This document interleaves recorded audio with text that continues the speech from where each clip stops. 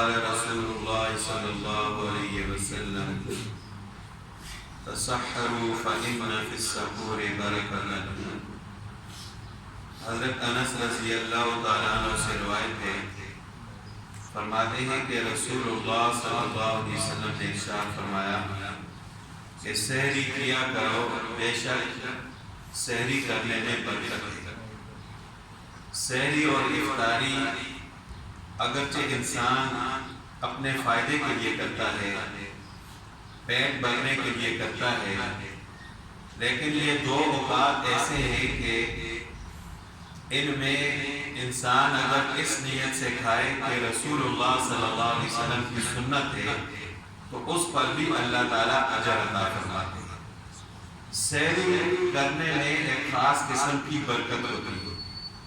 اگر انسان کی طبیعت نہ بھی کرے تو پھر بھی کچھ نہ کچھ کھانا چاہیے، چاہے کھجور کا ایک دانہ ہی کیوں نہ کھائے یا پانی کیوں نہ پی لے، اس کی وجہ سے اللہ تعالیٰ برکت پیدا فرما دیتے ہیں۔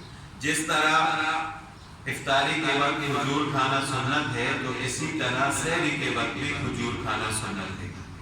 اور ایک حدیث میں رسول اللہ صلی اللہ علیہ وسلم نے ارشاد فرمایا کہ ہمارے اور اہل کتاب کے روزے میں سحری کھانے کا فرق ہے۔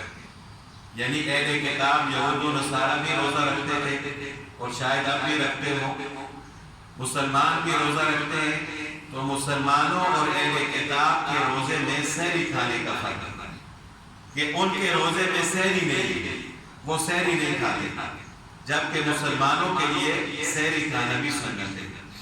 اور ایک حدیث میں رسول اللہ صلی اللہ علیہ وسلم نے ارشاد فرمایا کہ میری امت اس وقت تک خیر پر رہے گی جب تک وہ افطار میں جلدی کرے گی۔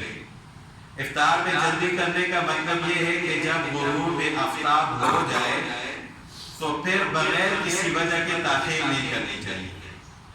تب جلدی کرنے کا یہ مطلب نہیں ہے کہ وقت سے بھی پہلے افطار کر لے، ایک یا دو منٹ احتیاطاً دیر کرنے میں کوئی حرج نہیں ہے، لیکن زیادہ دیر نہ کی جائے بلکہ غروب آفتاب کے فوراً بعد ایک یا دو منٹ بعد افطار کر لینا چاہیے۔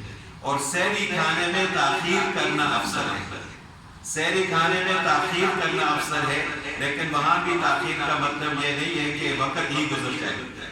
اذان کا انتظار نہیں کرنا چاہیے بلکہ فجر کی اذان سے پہلے 5 منٹ کھانا پینا بند کر دینا چاہیے، کیونکہ اذان جو ہے وہ فجر کی نماز کے لیے ہوتی ہے، اور فجر کی نماز کا وقت الگ ہوتا ہے اور سحری کا وقت الگ ہوتا ہے۔